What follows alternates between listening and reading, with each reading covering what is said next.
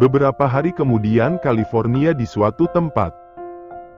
Saat itu tampak seorang laki-laki tertunduk tidak berdaya, wajahnya memar di mana-mana dan tampak darah kering di ujung bibirnya. Ya, pria itu adalah Franz Leonardo. Saat sadar dari pengaruh obat bius beberapa hari lalu, Franz Leonardo begitu kaget karena mendapati dirinya sudah ada di sebuah tempat bersama dengan Franz Rional yang memandangnya penuh dengan kebencian. Pria cacat itu langsung memukuli wajah Franz Leonardo sampai babak belur tanpa memperdulikan tangannya yang berdarah karena memukuli Franz Leonardo. Dengan dendam yang membara di hatinya, Franz Rional memukuli wajah Franz Leonardo dan menendangnya berkali-kali. Darah segar mengalir dari bibir Franz Leonardo, dia benar-benar berharap Franz Rional segera membunuhnya. Franz Leonardo berlutut tidak berdaya sedangkan kedua tangannya direntangkan dan diikat dengan rantai. Pria itu telah menerima banyak pukulan dari Franz Rional, pria cacat itu memukulinya tanpa ampun bahkan memberikan makanan busuk padanya. Walaupun Franz Leonardo selalu memuntahkan makanan yang diberikan oleh Franz Rional, tapi pria cacat itu kembali memaksa Franz Leonardo untuk memakan makanan busuk itu tanpa sisa. Franz Rional benar-benar ingin membuat Franz Leonardo merasakan apa yang telah dia makan selama 3 tahun belakangan ini. Sebenarnya Franz Rional sudah sangat ingin membunuh Franz Leonardo tapi dia harus bersabar karena Billy memintanya untuk tidak membunuh Franz Leonardo sampai John datang. Dia harus menahan diri dan hanya bisa memberikan beberapa pukulan pada Franz Leonardo. Dia yakin, John akan membuat pria itu mengalami kematian yang mengerikan. Dan saat ini, Franz Rional kembali memukuli pria yang telah menghabisi keluarganya dengan keji. Baingan, pembunuh. Franz Rional menendangi perut Franz Leonardo hingga pria itu memuntahkan darah segar dari mulutnya. "Cepat bunuh aku!" teriak Franz Leonardo. "Cih, aku sudah sangat ingin membunuhmu, apa kau tidak tahu?" tanya Franz Rional. "Maka lakukan," pancing Franz Leonardo. Dia akan memancing emosi Franz Rional agar pria itu membunuhnya dengan cepat daripada harus berakhir tragis di tangan John. Franz Leonardo tidak berani membayangkan apa yang akan John lakukan padanya jika saat pria itu telah kembali. Dia berharap pada saat pria itu datang, dia sudah mati di tangan Franz Rional. "Baingan, jika saja bukan karena perintah dari Billy aku pasti sudah membunuhmu," geram Franz Rional. "Dasar pria cacat, kau tunduk pada perintah pria itu?" hina Franz Leonardo. "Kurang ajar." Franz Rional kembali menendang perut Franz Leonardo. Darah segar kembali keluar dari mulut Franz Leonardo. "Jangan membuatku tambah emosi, aku bisa membunuhmu kapan saja." Franz Leonardo menarik bibirnya, tersenyum licik. Memang itu yang dia harapkan. "Lalu kenapa tidak kau lakukan?" tanya Franz Leonardo kembali memancing. Franz Rional hanya mengepalkan tangannya, menatap pria itu dengan tajam. "Apa mau aku ceritakan bagaimana saat ayahmu memohon padaku untuk tidak membunuhmu?" Mata Franz Rional melotot saat mendengarnya. "Aku sangat ingat waktu itu, bagaimana pria tua itu berlutut di hadapanku, menangis agar aku melepaskan semua keluarganya." "Diam!" teriak Franz Rional. "Oh, ayahmu bahkan mencium sapatuku waktu itu." Bepancing Franz Leonardo lagi. "Buukak!" Franz Rional kembali memukuli wajah Franz Leonardo dengan kencang. "Cutigah!"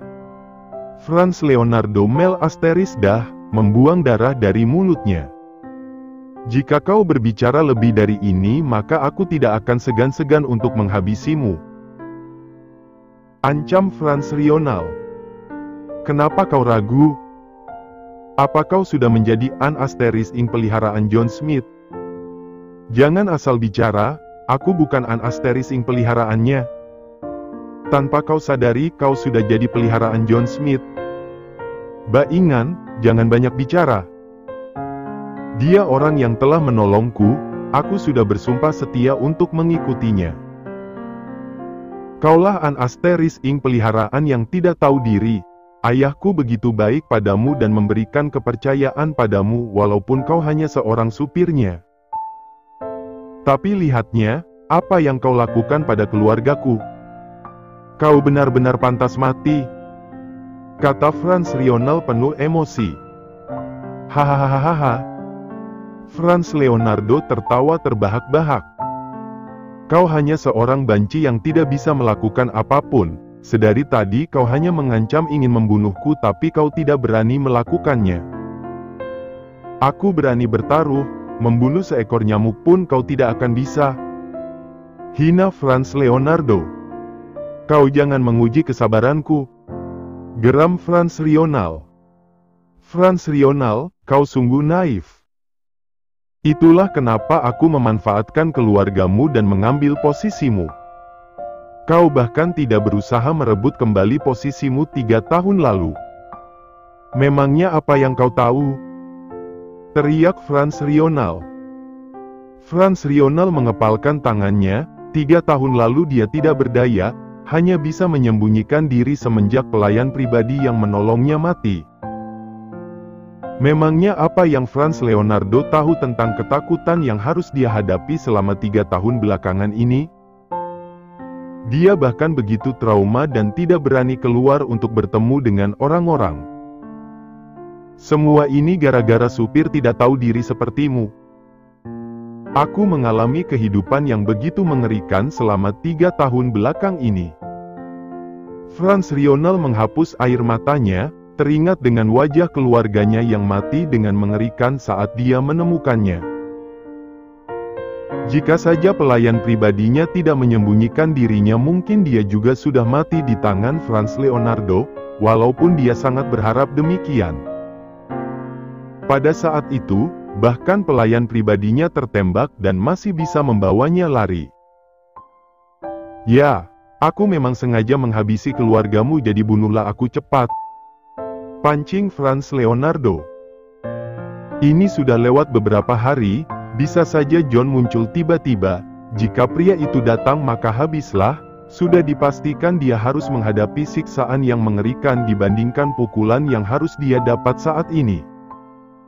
Aku tidak akan membunuhmu sekarang. Franz Lionel memutar langkahnya hendak pergi dari sana. Apa kau tidak tahu bagaimana aku memperkosa adikmu? Perkataan Franz Leonardo menghentikan langkahnya. Apa maksudmu? Franz Lionel memutar kembali tubuhnya dan menatap pria itu. Oh, adikmu sungguh cantik. Hari itu, sebelum membunuh ayahmu, aku masuk ke dalam kamarnya dan bermain dengannya.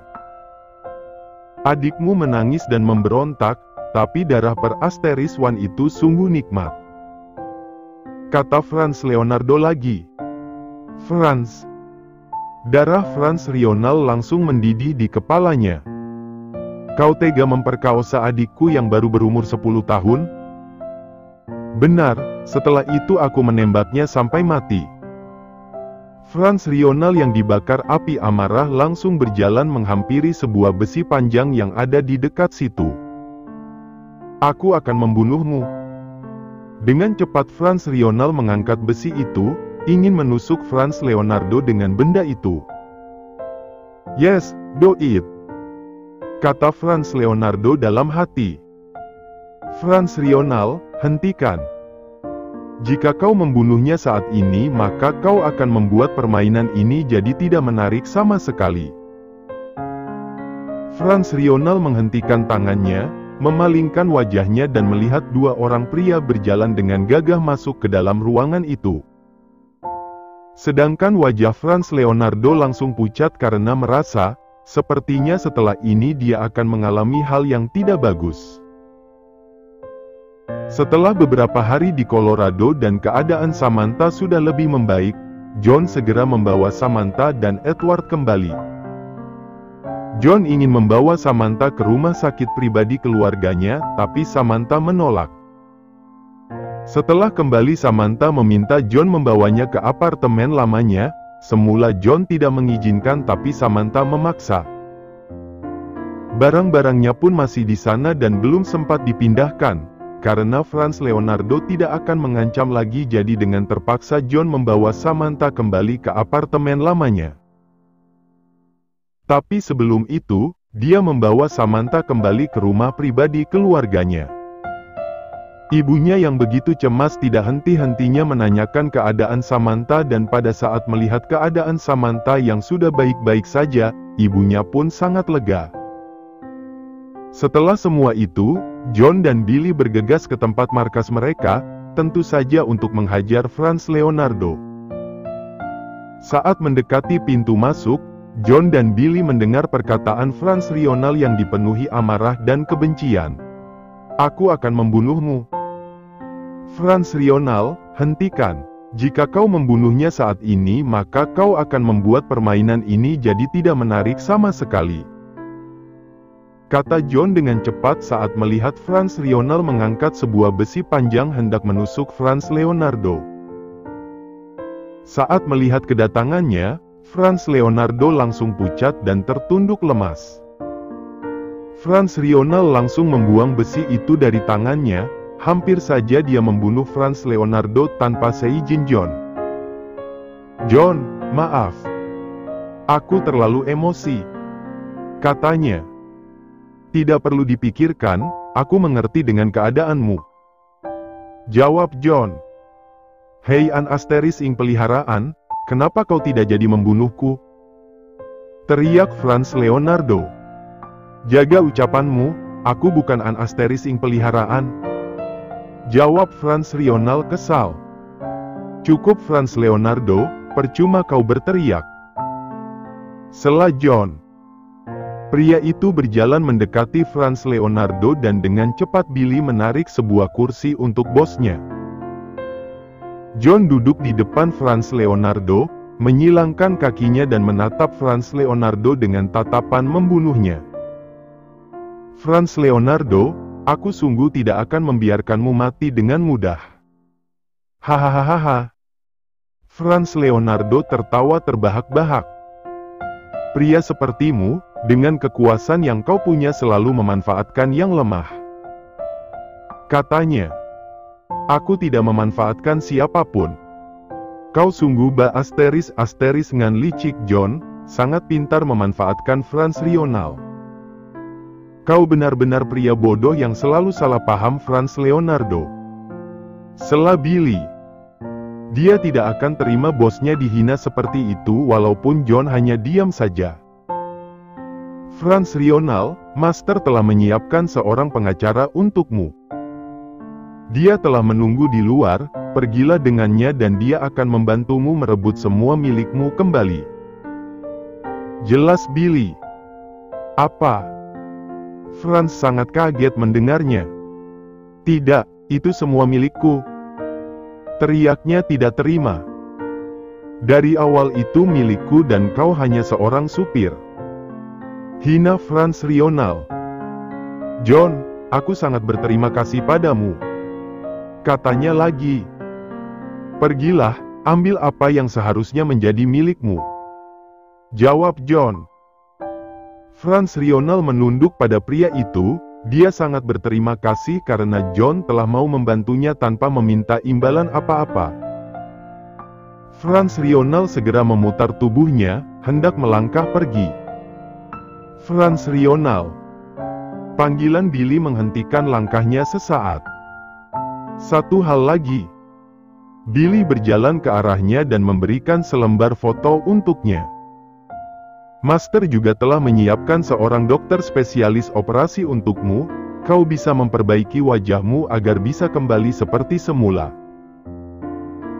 Franz Lionel melihat foto di tangannya, air matanya tiba-tiba mengalir dari matanya. Selembar foto dirinya bersama dengan keluarganya, Foto itu diambil sebelum wajahnya hancur karena kecelakaan. Datanglah ke alamat itu dan carilah dokter itu. Jelas Billy lagi. Frans Lionel membalik foto itu. Di sana tertulis alamat sebuah rumah sakit dan seorang nama dokter tertera di sana. Aku benar-benar berterima kasih padamu. Frans Lionel mengusap air matanya dan menatap ke arah John yang sedang menatap Frans Leonardo dengan api kebencian di matanya. Dia sangat beruntung bisa bertemu dengan pria itu. Billy menepuk pundak Frans Lionel dan mengangguk pada pria itu. Begitulah masterku, tidak perlu berterima kasih karena dia tidak menerima ucapan seperti itu. John, aku bersumpah akan mengikutimu untuk seumur hidupku, kata Frans Lionel. Frans Lionel membungkuk dalam-dalam, menghormati pria berdarah dingin tapi berhati baik itu. Tidak perlu, ambillah hakmu. Tenang saja, nyawa Frans Leonardo milikmu. Setelah aku menyiksanya sampai puas, maka aku akan membiarkanmu membunuhnya dengan caramu. Jawab John. Tidak, bunuh aku sekarang, pinta Frans Leonardo. Pria itu terkulai lemas, habis sudah. Semua yang dia dapatkan akan hilang dalam waktu sekejap. Sekarang dia benar-benar sudah hancur. Terima kasih. Walaupun kau menolak, tapi aku akan mengikutimu dengan setia. Setelah berkata demikian, Frans Lionel keluar dari ruangan itu dan menemui pengacara yang telah John siapkan yang telah menunggunya di luar sana. Tentu saja, untuk merebut semua miliknya yang berada di tangan Frans Leonardo. Jadi kita akan mulai dari mana? Tanya John saat Frans Lionel sudah keluar dari ruangan itu. John, bunuh aku sekarang, pinta Frans Leonardo. Aku sudah bilang, kau tidak akan mati dengan mudah. Tidak perlu, ambillah hakmu. Tenang saja, nyawa Frans Leonardo milikmu. Setelah aku menyiksanya sampai puas, maka aku akan membiarkanmu membunuhnya dengan caramu. Jawab John. John segera bangkit berdiri, menghampiri sebuah meja dan mengambil sesuatu di sana. Setelah itu, dia kembali lagi, menunduk di depan Frans Leonardo dan menusukkan benda itu di bahu kanan Frans Leonardo. Tidak, bunuh aku sekarang, pinta Frans Leonardo. Arj! Frans Leonardo menjerit menahan sakit di bahu kanannya. Itu balasan karena kau telah menembak bahu wanitaku, kau tidak perlu khawatir, aku tidak akan menusuk jantungmu. Bunuh aku John, bunuh, pinta Frans lagi. Tidak akan semudah itu Frans. Billy memberikan sebuah pisau ke tangan bosnya. John mengambil pisau itu dan meletakkannya di pelipis Frans. Kau juga memukul pelipis kekasihku, maka kau akan menerima balasannya.